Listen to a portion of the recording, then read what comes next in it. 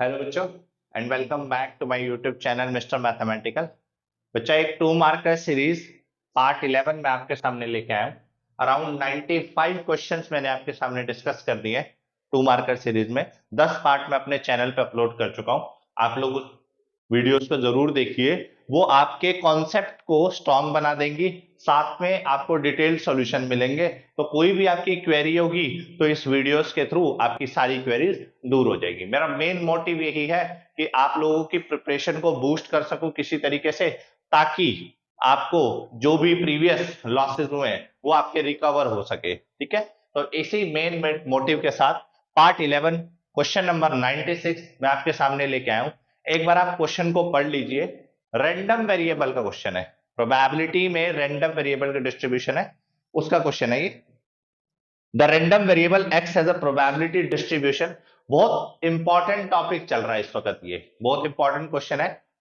इस तरीके के क्वेश्चंस आप रैंडम वेरिएबल के जरूर प्रैक्टिस करिए। क्वेश्चन आपको दिया हुआ है, एक्स की वैल्यू 0 पे के आंसर आ रहा है, प्रोबेबिलिटी 1 पे, 2 के आ रही है, 2 पे 3 के आ रही है, अदरवाइज 0 है।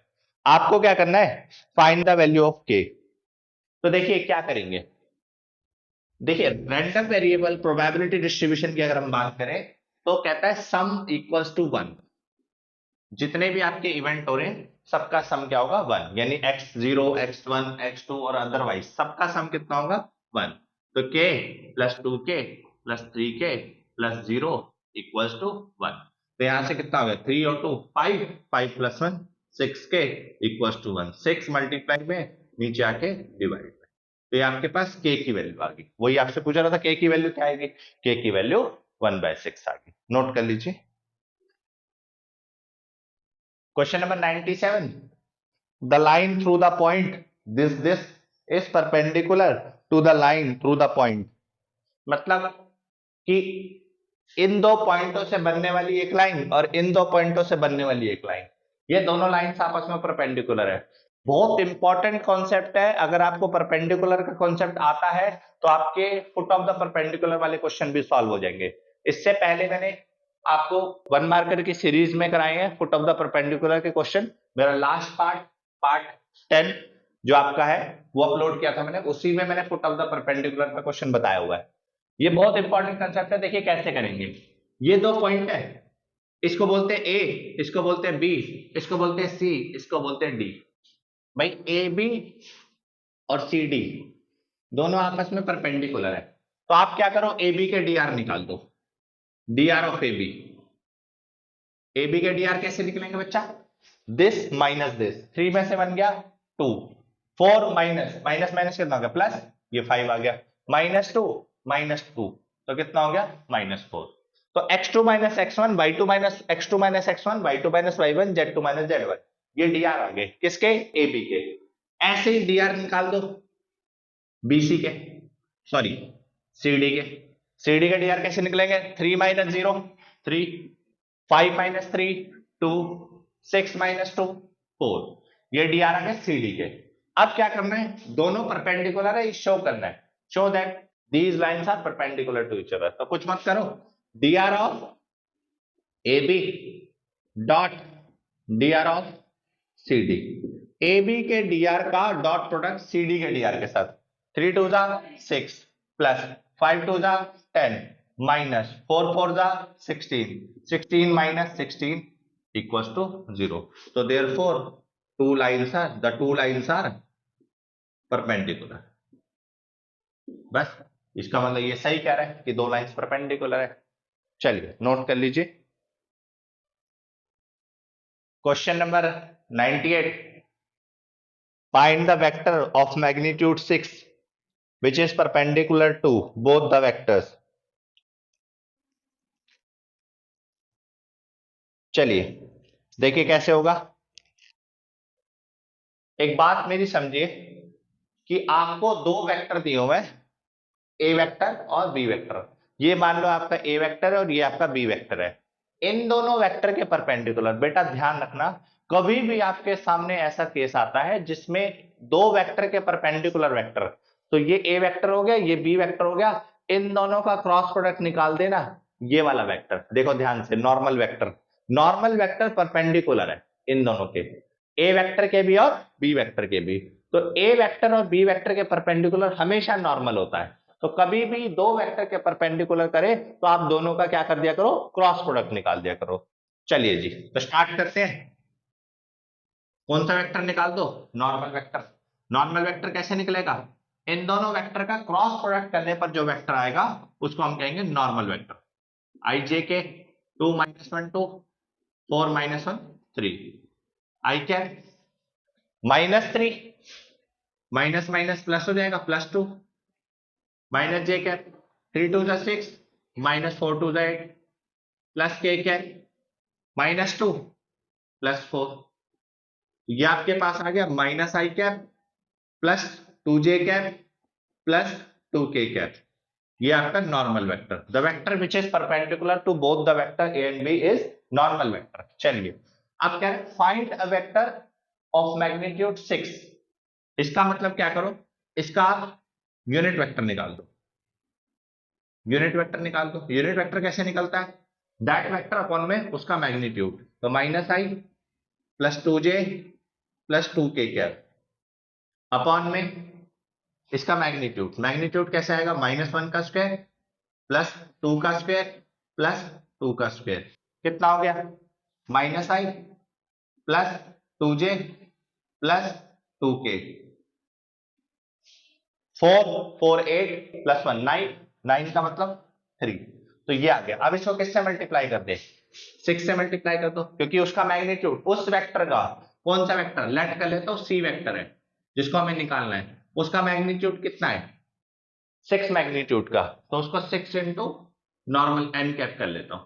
तो 6 इंटू माइनस का I cap plus 2j cap plus 2k cap upon में 3 3 2 6। कितना आंसर आया, माइनस का 2i कैप प्लस का 4j कैप प्लस का 4k cap. This is the final answer. चलिए नोट कर लीजिए। Question number 99, dy by dx equals to y tan x, y equals to 1, x is equal to 0. Solve the differential equation. तो सबसे पहले check कर लेते हैं वेरिएबल सेपरेबल। देखिए डिफरेंशियल इक्वेशन में सबसे पहला मेथड ही वेरिएबल सेपरेबल का होता है। अगर आप वेरिएबल सेपरेबल कर लेंगे तो आपका सॉल्यूशन हो जाएगा। tan x, हाँ जी कर लिया, वेरिएबल सेपरेबल हो गया आराम से। दोनों तरफ क्या लगा दो, इंटीग्रेशन। भाई y का क्या होगा, 1/y का log y का, tan x का क्या होगा log sec x प्लस सब log आ रहा है तो ये भी log में चला जाएगा। ठीक है जी। अब क्या करें, y की वैल्यू 1 डाल दो, x की वैल्यू 0। y की वैल्यू 1 डाली, x की वैल्यू 0। ठीक है, cos 0 कितना 1, तो secant 0 भी कितना 1, तो log 1 कितना हो गया 0, ये भी 0 ये भी 0, तो log c की वैल्यू कितनी आ गई बच्चा आपके पास, 0 आ गई।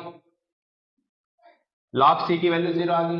बस अब ये log c की वैल्यू इस इक्वेशन में डाल दो, तो वहां से आपके पास क्या एक्सप्रेशन आएगा, log y equal to log sec x plus log c की जगह पूरे के पूरे 0, तो ये हो गया log y equal to log sec x।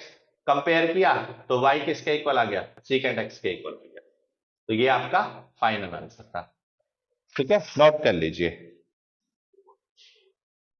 Question number 100, y equal to √a² - s², x is equal to 0, x is equal to a।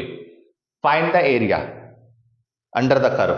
देखिए इस कर्व को ध्यान से देखेंगे स्क्वायरिंग बोथ द साइड करके, तो मुझे ये समझ आएगा ये कर्व जो है वो सर्कल को रिप्रेजेंट कर रहा है, और ऐसा सर्कल जिसका रेडियस है a, यानी इसके कोऑर्डिनेट a, 0 हो गए। इसका मतलब x इज इक्वल टू 0 ये वाली लाइन होगी, और x is equal to a ये वाली लाइन होगी। अब प्लस या माइनस अगर दोनों होते तो मैं दोनों रीजन को कवर करता, लेकिन यहां पॉजिटिव है इसलिए मैं सिर्फ ये वाले रीजन को कवर करूंगा जो पॉजिटिव है फर्स्ट क्वाड्रेंट में। अब जो लिमिट लगी, जो स्टेप आई वो कहां है, वर्टिकल स्टेप एक्स एक्सिस पे। देखिए अब एरिया कैसे निकलेगा, 0 to a √a² - x² into dx। 0 to a under root A square minus H square into D X. चलिए बेटा ये फॉर्मूले सारे आपको याद होने चाहिए, under root A square minus H square, under root H square minus H square, 1 में under root of A square minus H square, ये सारे फॉर्मूले याद कर लेना, बहुत इंपॉर्टेंट फॉर्मूले कहीं ना कहीं यूज होते ही रहते हैं इंटीग्रेशन में ना। Under root A square minus H square का फॉर्मूला क्या होगा, x/2 under root A square minus H square plus A square by 2 sine inverse x by A. Limit लगाई a से 0, तो पहले a अपर लिमिट पूरे फंक्शन में लगेगी एक साथ, तो ये कैसा हो गया a/2 under root A square minus A square plus A square by 2 sine inverse of a by A लगा दी। अब माइनस, अब 0 लगेगी पूरे में, तो ये तो पूरा पूरा 0 हो गया भाई, ए स्क्वायर बाय 2 ये भी 0 हो गया, इसका मतलब फाइनल आंसर इसका क्या आ गया 0। जब 0 डाला तो पूरा फंक्शन 0 बन गया। चलिए अब ये भी 0 हो गया, A square minus A square 0, तो बचा क्या मेरे पास A square by 2 into sine inverse of A by A 1 हो गया, और 1 कब आता है साइन में पाई बाय 2 पे, तो इसका मतलब जो फाइनल आंसर आया वो आया A square by 2 into pi by 2, तो हो जाएगा ए स्क्वायर पाई बाय 4। ठीक है, this is the final answer. चलिए नोट कर लीजिए। चलिए बच्चा, ये 2 मार्कर की सीरीज के लिए इतना ही। 100 क्वेश्चंस मैंने आपके साथ इस YouTube चैनल के थ्रू डिस्कस किए, अराउंड सारे कॉन्सेप्ट मैंने कवर करे, हर एक चीज मैंने आपको डिटेल में बताई। 6 क्वेश्चन आते हैं आपके सेक्शन बी में 2 मार्कर सीरीज के, और लिटिल बिट टफ होते हैं, बट अगर आपको सारे कॉन्सेप्ट पता होंगे, अच्छे से आप डिटेल एक्सप्लेनेशन कर पाओगे, तो आप सारे क्वेश्चन सॉल्व करके आएंगे। 6 के 6 क्वेश्चन आपको सॉल्व आराम से हो जाएंगे आपके। चलिए बच्चा, आज के लिए इतना ही, फिर इसके साथ मिलते हैं एक नई सीरीज के साथ which is case study. Next मैं केस स्टडी की तरफ मूव करूंगा, क्योंकि केस स्टडी बहुत बच्चों को प्रॉब्लम रहती है। प्रोबेबिलिटी की केस स्टडी बहुत इंपॉर्टेंट होती है, रिलेशन फंक्शन हो गया, प्रोबेबिलिटी हो गया, तो केस स्टडी के लिए मैं आपके साथ जल्दी मिलूंगा इस चैनल पे। चलिए बच्चा, देखते रहिए, साइनिंग ऑफ, टेक केयर, पढ़ते रहिए। ओके बच्चा।